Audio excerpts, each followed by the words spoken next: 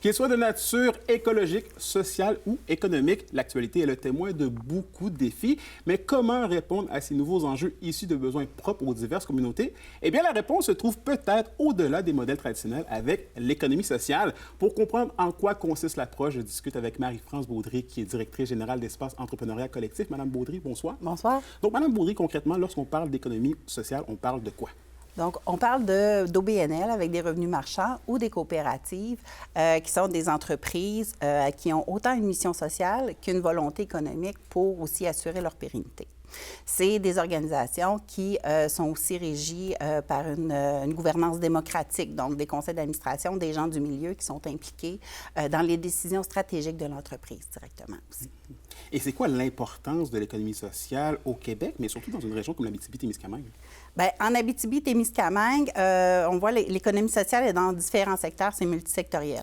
On en a dans le milieu de la culture, dans le milieu du tourisme, dans le milieu de l'insertion en emploi, dans l'intégration des personnes, les soins aux individus. Donc, tous ces services-là, c'est des services de proximité qu'on a en région et c'est des entreprises d'économie sociale qui, bien souvent, comblent ces besoins-là et qui font que la région est beaucoup plus attractive et que notre qualité de vie est beaucoup plus élevée grâce à ces entreprises-là. Et en termes de chiffres, c'est quoi les chiffres peut-être qui sont générés là, par l'économie sociale dans une région comme l'Abitibi-Témiscamingue, encore une fois? Oui, bien en Abitibi-Témiscamingue, on a actuellement 320 entreprises collectives sur le territoire. En 2016, on en avait 330. Donc, on a une légère baisse, quelque chose qu'il faut reprendre aussi en main. Et on parle sinon de 487 millions de revenus totaux sur les entreprises qu'elles génèrent, en fond, les chiffres d'affaires que génèrent ces entreprises-là. Sinon, c'est aussi 3 970 emplois qui sont desservis, qui sont là grâce à l'économie sociale sur le territoire. Donc, une légère baisse, c'est quoi peut-être les défis peut-être là, qui sont reliés à cette façon de faire? Bien, déjà, en fait, en termes de défis, il faut remobiliser les gens pour leur donner la volonté de développer davantage des entreprises d'économie sociale. Il faut rester aussi à l'affût, d'être pertinent selon les enjeux qui sont témoignés par les MRC, par les municipalités, selon les enjeux de créer des entreprises d'économie sociale qui sont pertinentes et qui répondent à des besoins directs des municipalités. On peut penser, par exemple, à avoir moins de choses qui vont vers les dépotoirs. Bien, on a quand même les ressourceries ou les centres qui vendent de l'usager qui servent les besoins des municipalités.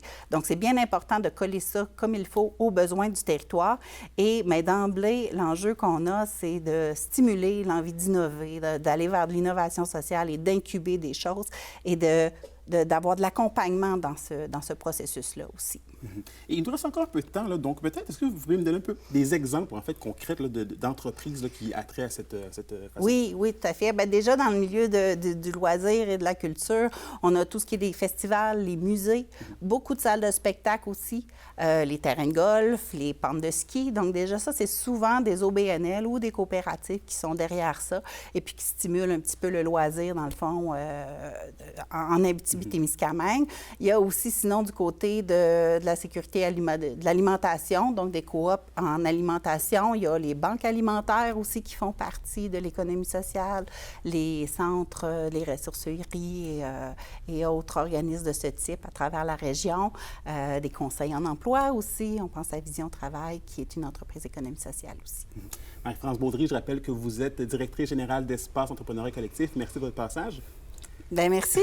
Et sachez, vous, à la maison, que nous allons découvrir des initiatives et des projets d'économie sociale tout au long de la saison, donc soyez des nôtres.